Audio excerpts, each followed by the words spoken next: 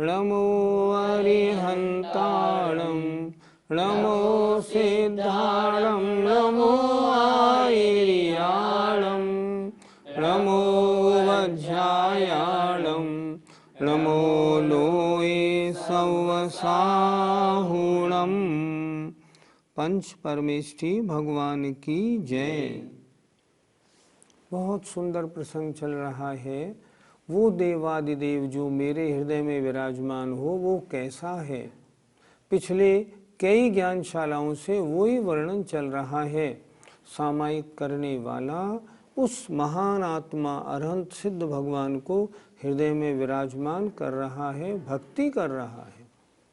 देखें श्लोक नंबर 17। यो व्यापको विश्वजनीन वृत्ते सिद्धो विबुद्धो धुतकर्म बंध ध्यातो धुनीते सकलम विकारम सदेव देवो हृदये ममास्ताम।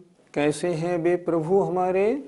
यो माने जो, व्यापको ज्ञान की अपेक्षा समस्त विश्व में व्यापक हैं।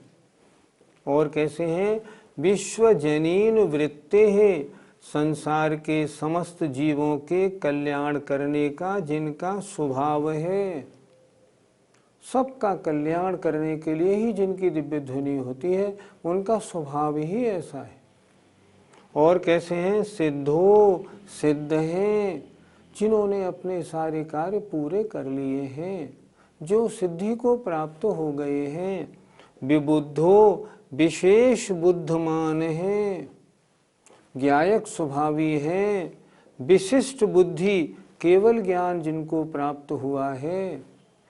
धुत नष्ट कर दिया है कर्म बंध को जिन्होंने। अरहंत परमेष्ठी की अगर बात करें, 4 घातीय कर्मों को नष्ट कर दिया। सिद्ध परमेष्ठी ने 8 कर्मों को नष्ट कर दिया है। धुत माने नष्ट कर दिया है कर्म बंध को जिन्होंने। और ध्यातो जिनके ध्यान करने से धुनीते नष्ट होते हैं समस्त विकार। जिन भगवान का ध्यान करने से समस्त राग द्वेष काम क्रोध मद मोह आदि विकार नष्ट हो जाते हैं, आत्मा को परमानंद प्राप्त होता है, वह देवों का देव मेरे हृदय में पधारे। सुंदर सुंदर विशेषण सामायिक पाठ में अमित गति आचार्य ने दिए हैं। बहुत अच्छी स्तुति और सरल शब्दों में की है। फिर देखें, जो व्यापकों ज्ञान की अपेक्षा संपूर्ण विश्व में पूरे लोकालोक में व्यापक हैं और विश्व के समस्त प्राणियों के कल्याण करने का जिनका स्वभाव है, जिनके द्वारा किसी का अहित नहीं होता, सबका हित होता है। जो सिद्धो जो सिद्ध हैं, कृतकृत्य हैं, जिनके सारे कार्य सिद्धि को प्राप्त हो चुके हैं। विबुद्धो जो विशिष्ट बुद्धिमान हैं, अर्थात ज्ञायक स्वभावी हैं, अर्थात केवल ज्ञान में रमण करते हैं, जिन्होंने कर्म बंधनों को नष्ट कर दिया है। धुत माने नष्ट करना।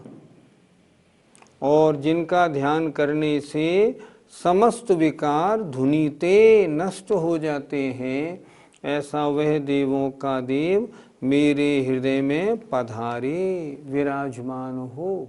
अन्य मत वाले तो कण कण में भगवान मानते हैं, तो क्या जैन धर्म भी ऐसा ही मानता है? अन्य मतों के अनुसार जो भगवान हैं वे भगवान कण कण में व्याप्त हैं। मतलब सारा संसार भगवान की लीला है। पर जैन धर्म ऐसा नहीं मानता। जैन धर्म ये कहता है भगवान सब में व्यापक नहीं है, भगवान का ज्ञान सब में व्यापक है। ज्ञान की अपेक्षा सबको जानते हैं, उनके आत्मा के प्रदेश हर द्रव्य में हो ऐसा नहीं होता। तो यहाँ जो व्यापक जो विशेषण दिया है, आप उसी के बारे में तो पूछ रहे हैं। तो यहाँ जो व्यापक विशेषण दिया है उसका अर्थ है जो ज्ञान की अपेक्षा पूरे लोक आलोक में व्यापक हैं, जानने वाले हैं। ऐसे वे भगवान स्वयं, उनकी आत्मा नहीं है सब जगह व्यापक, लेकिन ज्ञान की अपेक्षा व्यापक है। पंडित जी, यहाँ पर अरिहंत भगवान को सिद्ध विशेषण क्यों दिया? जिनके सारे कार्य सिद्ध हो चुके हैं, जो कृतकृत्य हो चुके हैं, अब जिन्हें कोई कार्य करना शेष नहीं। और अगर हम भावी नैगम्य की अपेक्षा देखें, जो आगे सिद्ध बनने वाले हैं, ऐसे वे अरहंत भगवान मेरे हृदय में पधारे। इस अपेक्षा से उनको सिद्ध कहना युक्ति संगत है, कोई आपत्ति नहीं। पंडित जी, भगवान का ध्यान करने से समस्त विकार कैसे नष्ट हो जाते हैं? विकारों का कारण है मोहनीय कषायों की प्रबलता। सांसारिक जितने भी विकार हैं, भगवान की आराधना करने से कषायें शांत हो जाती हैं, मोहनी कर्म शिथिल हो जाता है। इसलिए विकार के कारण के शिथिल होने से जो जीव भगवान के प्रार्थना में, भक्ति में लगा हुआ है, उसके चित्त में राग द्वेष आदि विकार फिर उत्पन्न नहीं होते। इसलिए यह कह दिया जिनका ध्यान करने से राग द्वेष आदि विकार नष्ट हो जाते हैं, नष्ट हो जाते हैं, उत्पन्न नहीं होते। उसमें जो भक्ति के आनंद में डूबता है, उसके फिर राग द्वेष आदि का क्या काम। पंडित जी, एक मुनि महाराज हमारे यहाँ पे पधारे थे। उनका वो सामायिक नहीं करते थे। उनसे कहा गया कि आप सामायिक क्यों नहीं करते, तो उन्होंने कहा कि हमारे तो 24 घंटे सामायिक रहता है। तो क्या उनका यह कहना उचित है? वे मुनि महाराज थे, उनके बारे में हम टिप्पणी कैसे कर सकते हैं, हमें क्या अधिकार है। लेकिन हम तो इतना देखते हैं, आचार्य विद्यासागर जी महाराज के सामायिक के काल में अगर कोई मुख्यमंत्री भी आए तो वो अपनी सामायिक नहीं छोड़ते। वो कहते हैं ये हमारा सामायिक आवश्यक है। सामायिक चारित्र मुनि महाराज के 24 घंटों रहता है, वो अलग चीज है। सामायिक आवश्यक अलग वस्तु है। मुनियों के 6 आवश्यक होते हैं। पहला आवश्यक है सामायिक, अर्थात सुबह दोपहर शाम और बने तो रात्रि में 2 घड़ी 3 घड़ी 4 घड़ी 6 घड़ी आत्मचिंतन करना, आत्मा के निकट रहना, राग द्वेष सबसे दूर होकर अपने में आना, इसका नाम सामायिक है। हमने तो कई बार आचार्य को देखा, किसी भी दशा में वो अपना सामायिक बिल्कुल नहीं छोड़ते। पंच कल्याणक के मौके पे अगर जरा सी भी देर हो जाए, मान लो पंच कल्याणक के कार्यक्रम में 11:30 बज जाएं, पहले सामायिक होती है, आहार बाद में होता है। इसलिए ये सामायिक आवश्यक है, ये तो करना ही करना है मुनि महाराज को। सामायिक चारित्र का पालन तो 24 घंटे होता ही रहता है। सामायिक कर्ता कैसे देव की शरण में जाते हैं, देखिए। न स्पृश्यते कर्म कलंक दोषैर योध्वान्त संघै ब्रुवतेग्मरश्मिः निरंजनम नित्यमनेकमेकं तम देवमाप्तं शरणं प्रपद्ये। न स्पृश्यते, जिनको नहीं स्पर्श करते हैं, छू पाते हैं। कौन? कर्म कलंक दोष। जिनको कर्म कलंक दोष स्पर्श नहीं कर पाते हैं, जैसे ध्वांत संग ही तिग्म रश्मि ही इव, अर्थात जैसे सूर्य को अंधकार का समूह स्पर्श नहीं कर पाता उसी तरह। फिर देखें, जो कर्म कलंक दोषों से स्पर्शित नहीं है, जैसे कभी सूर्य को अंधकार स्पर्श कर सकता है, नहीं कर सकता, उसी तरह तिग्म रश्मि ही जैसे सूर्य ध्वांत संघई व अंधकार समूह से स्पर्शित नहीं होता, उसी तरह जिस तरह सूर्य अंधकार समूह से स्पर्शित नहीं होता, उसी प्रकार जो कर्म कलंक दोषों से स्पर्शित नहीं है। कैसे हैं? निरंजनम, अंजन रहित है, कालिमा रहित है, अंजन काला होता है। नित्यम, अविनाशी है। अनेकम, एकम, अनेक होते हुए भी एक है। ऐसे उस आप्त देवम, उत्तम देवम आप्तम, उन देव आप्त की शरण को प्रपद्ये ग्रहण करता हूँ। ऐसे आप्त माने उन सच्चे देव की शरण को मैं ग्रहण करता हूँ। फिर एक बार देखें जरा, तिग्म रश्मि ही सूर्य के अंधकार समूह से स्पर्श न होने की तरह जो कर्म कलंक दोषों से कभी भी स्पर्श नहीं करते हैं, और जो कैसे हैं? जो निरंजन हैं, अंजन रहित, कालिमा रहित हैं, नित्यम, अविनाशी हैं, अनेकम, एकम, अनेक होते हुए भी एक है। ऐसे उन आप्त देव की शरण को मैं प्राप्त करता हूँ, ग्रहण करता हूँ, मैं उनकी शरण को जाता हूँ। कर्म कलंक दोषों से क्या तात्पर्य है? जैसे कलंक चंद्रमा में धब्बा बनाते हैं, उसकी पवित्रता को नष्ट करते हैं, ऐसे ये कर्म जो हैं, ये कर्म रूपी कलंक दोष हैं, ये आत्मा को मलिन बनाते हैं। और दोषों से हमको लेना है राग द्वेष आदि। ये कर्म और राग द्वेष आदि परिणाम ये आत्मा को मलिन बनाते हैं, और जो भगवान होते हैं उनके ये नहीं होते। इसलिए यहाँ आचार्य ने विशेषण दिया है। यद्यपि अरहंत भगवान के 4 अघातिया कर्म हैं, उनसे आत्मा का कोई विशेष नुकसान नहीं होता। दूसरी बात, वो सिद्ध बनने वाले हैं ही, इसलिए एक तरह से उनको कर्म कलंक और रागादि दोषों से रहित कहना तो बिल्कुल ठीक है। मोहनी नष्ट हो गया, अब रागादि दोषों का क्या काम, इसलिए ये विशेषण बिल्कुल उचित दिया है। निरंजन शब्द से हमें क्या समझना चाहिए? जो अंजन से रहित हैं, आँखों में अंजन लगाया जाता है ना, और अंजन होता है काला, अर्थात जिनकी आत्मा में अब बिल्कुल कालिमा नहीं रही है। निरंजन कर्म कालिमा से रहित। कर्म कितने प्रकार के होते हैं? कर्म 3 प्रकार के होते हैं। जो सिद्ध परमेष्ठी भगवान होते हैं, उनके तीनों प्रकार के कर्म नष्ट हो चुके होते हैं। पहला द्रव्य कर्म, आत्मा के साथ जो पुद्गल परमाणु, जो कार्बन वर्गणाएं कर्म बन के चुपकी हुई हैं, वे द्रव्य कर्म हैं। द्रव्य कर्म के उदय आने पर आत्मा में जो राग द्वेष आदि विकार उत्पन्न होते हैं, वे भाव कर्म हैं। और ये शरीर जो है, ये 9 कर्म हैं।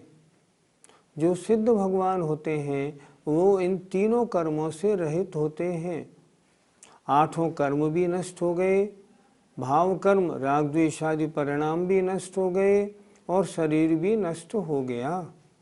इस तरह तीनों कर्मों से रहित होने से सिद्ध भगवान को कहा जाता है निरंजन, अर्थात अंजन रहित, अर्थात कालिमा रहित, अर्थात अष्ट कर्म रूपी या द्रव्य कर्म, भाव कर्म, नो कर्म रूपी मल से जो रहित हो गए हैं।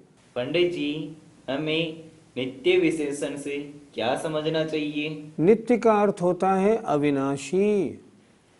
जिन आत्माओं ने सिद्ध अवस्था प्राप्त कर ली है, अब वे अनंतानंत काल तक उसी अवस्था में रहेंगे।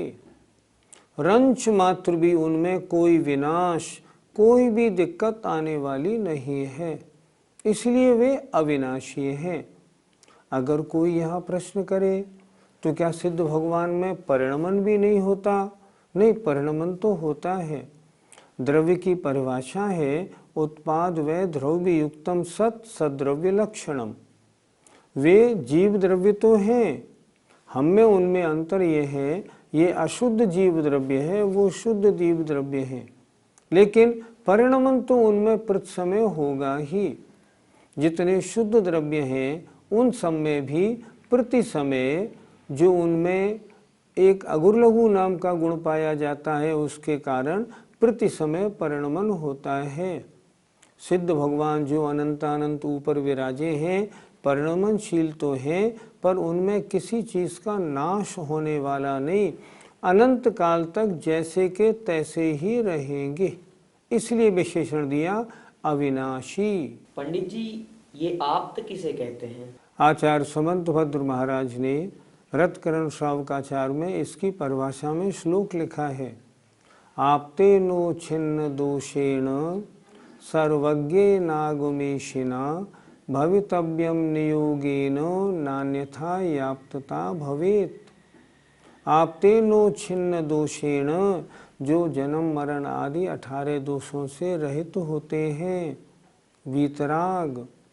सर्वज्ञ, सर्वज्ञ जो समस्त लोक और अलोक को एक साथ जानने वाले हैं, उनकी त्रिकालवर्ती अनंतानंत पर्यायों को एक साथ जानते हैं। आगमेशिना, जो हितोपदेशी है, इनके बिना आप्तपना नहीं होता, इसलिए आप्त माने मैं उन वीतराग सर्वज्ञ और हितोपदेशी भगवान की शरण को प्राप्त होता हूँ। तम देवम आप्तम शरणम प्रपद्ये, जो आप्त ऐसे हैं जो वीतराग सर्वज्ञ हितोपदेशी भगवान हैं, मैं उनकी शरण को प्राप्त होता हूँ। पंडित जी, वे अनेक होते हुए भी एक कैसे होते हैं? कभी आपने सहस्रनाम स्तोत्र पढ़ा होगा। सहस्रनाम स्तोत्र में भगवान के 1008 नाम दिए हुए हैं। क्या ये 1008 नाम भगवान के नहीं हैं? भगवान के हैं। क्या भगवान इन 1008 रूप से नहीं जाने जाते? जाने जाते हैं, पर वास्तव में कैसे हैं? वास्तव में तो वो एक ही है। इसलिए जो अनेक भिन्न भिन्न नामों से जाने जाते हुए भी जो एक रूप हैं, उन्हें हम कहते हैं अनेक होते हुए भी एक होने वाले। जो भगवान हैं, इनमें गुण कितने हैं? इनमें गुण तो अनंत पाए जाते हैं। कहने में चाहे 46 आए या 1008 नाम आए, बात अलग है, लेकिन ये तो अनंत गुणों के स्वामी हैं। लेकिन इतने होने के बावजूद भी एक हैं, इसलिए अनेकम एकम, जो अनेक होते हुए भी एक हैं, ऐसे उन देव की शरण में जाता हूँ। पंडित जी, आपने सब कुछ तो बता दिया, पर अभी तक सामायिक की विधि नहीं बताई, कृपया उसे भी बताइए। पाठशाला के अंतर्गत कई बार बता चुके हैं, इसलिए हम चुप थे, लेकिन आप कहते हो तो आज फिर बताते हैं। सबसे पहले एक निश्चित समय का संकल्प करके एक स्थान पर खड़े हो जाएं। खड़े कैसे हों? पूर्व या उत्तर दिशा से प्रारंभ करें। पूर्व दिशा में पहले खड़े होकर 9 बार नमोकार मंत्र पढ़ें। उसके बाद 3 आवर्त और एक शिरोन्नति करें। शिरोन्नति माने मस्तक झुकाना, शिरोन्नति करें। उस समय क्या विचार करें, क्या बोलें? जैसे आप मान लो पूरब की ओर मुख करके खड़े हुए, पूर्व दिशा में जितने भी अरहंत सिद्ध आचार्य उपाध्याय साधु परमेष्ठी हैं, जिनालय हैं, जिन बिंब हैं, निर्वाण क्षेत्र, कल्याण क्षेत्र हैं, मैं उन सब की वंदना करता हूँ। और उस समय वंदना करने में बोले ही नहीं, पूर्व दिशा में जो भी हों उनका ध्यान करें। जैसे पूर्व दिशा में सम्मेत शिखर, ये निर्वाण क्षेत्र का ध्यान करें। पूर्व दिशा में भगवान पुष्पदन तेरेपंथी कोटि के, उनका ध्यान करें। भगवान चंद्रप्रभु स्वामी का ध्यान करें और वंदना करें। अब पूर्व में थे, पहले पूर्व की ओर मुख किया था, अब दाएं घूम के दक्षिण की ओर मुख करें। तब फिर ऐसे ही बोले, वहाँ भी 9 बार नमोकार मंत्र खड़े होके बोले। और उसके बाद दक्षिण दिशा में जितने भी पंच परमेष्टि हैं, जिनालय, जिन बिंब, निर्वाण क्षेत्र, कल्याण क्षेत्र हैं, उनका ध्यान करते हुए, गोमटेश्वर बाहुबली भगवान की प्रतिमा का स्मरण करते हुए, कुंथलगिरी का, मुक्तागिरी का ध्यान करते हुए नमोस्तु करें। इसके बाद इसी तरह पश्चिम दिशा में करें और फिर उत्तर दिशा में करें। उसके बाद उत्तर दिशा में जब नमोस्तु हो जाए तब ढोक लगाएं और ढोक लगा के एक निश्चित आसन पर बैठ जाएं। संकल्प कर लें, अब मैं 2 घड़ी तक 48 मिनट तक सब तरह के व्यापार से, 5 पापों से, 4 कषायों से अपने को दूर करता हूँ, संकल्प विकल्प से रहित होता हूँ। इसके बाद अब आपको 48 मिनट तक क्या करना है? सामायिक पाठ पढ़ें, आप समय सार के जो गाथाएं हैं उनका स्मरण करें, आप समाधि भावना बोलें, आप आलोचना पाठ बोलें, आप इस तरह बोलें और उसमें अपने मन को लगाएं। कोरम पूरा नहीं करना, मन को लगाना है। 48 मिनट तक आपको अपने मन में राग द्वेष विकल्प नहीं आने देने हैं। क्या हम नमोकार मंत्र की जाप जप सकते हैं? हाँ, वो भी कर सकते हैं, कोई आपत्ति नहीं। इस तरह 48 मिनट तक अपने मन को राग द्वेष से रहित बनाएं। उसके बाद जब हो जाए तब फिर खड़े होकर फिर पूर्व दिशा की ओर, उसके बाद दक्षिण, पश्चिम और उत्तर दिशा में 9 बार नमोकार मंत्र, 3 आवर्त और 1 शुरुनति करें। और फिर उत्तर दिशा की ओर बिल्कुल नमोस्तु ढोक लगाते हुए चिंतन करें। मैं और खड़े हो जाएं और अंत में चिंतन करें, ऊपर लोक के अंत में जो अनंतानंत सिद्ध भगवान हैं उनको बारंबार नमस्कार करते हुए मैं अपनी सामायिक पूर्ण करता हूँ। सामायिक का मतलब है निश्चित समय तक एक स्थान पर बैठकर, खड़े होकर, निश्चित आसन में राग द्वेष से रहित होकर अपनी आत्मा के पास रहना, इसका नाम सामायिक है। मैंने विधि आज फिर बता दी है, और जो नहीं करते हैं सामायिक करके तो देखें कितना आनंद आता है। सामायिक में बहुत आनंद है, इसलिए अवश्य करें। जय जिनेन्द्र।